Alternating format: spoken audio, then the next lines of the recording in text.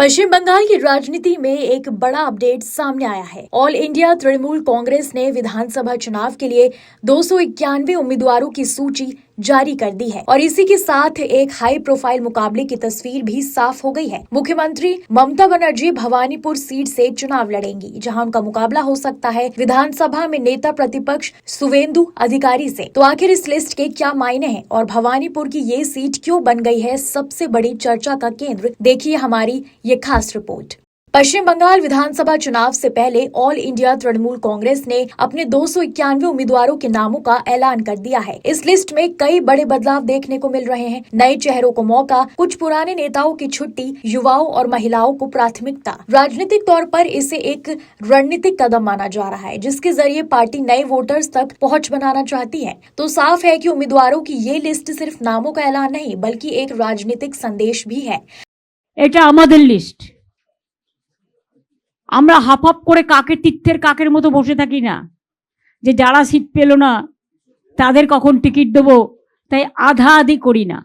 আমরা যা করি পূর্ণাঙ্গ রূপে করি।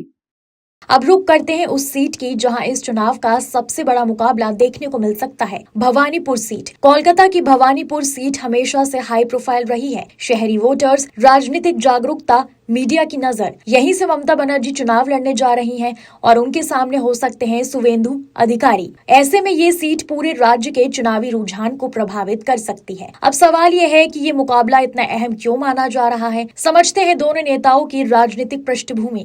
एक समय था जब ममता बनर्जी और सुवेंदु अधिकारी एक ही राजनीतिक मंच पर थे। नंदीग्राम आंदोलन में भूमिका, संगठन के भीतर अहम स्थान। लेकिन समय के साथ राजनीतिक मतभेद सामने आए और सुवेंदु अधिकारी ने भारतीय जनता पार्टी का दामन थाम लिया। अब दोनों नेता अलग अलग राजनीतिक विचारधाराओं का प्रतिनिधित्व कर रहे हैं। तो ये था राजनीतिक बैकग्राउंड। अब बात करते हैं रणनीति की। भारतीय जनता पार्टी इस चुनाव में पूरी तैयारी के साथ उतर रही है। बूथ स्तर तक संगठन, स्थानीय मुद्दों पर फोकस, सरकार के खिलाफ सवाल। भाजपा की कोशिश है कि राज्य में अपनी पकड़ और मजबूत की जाए।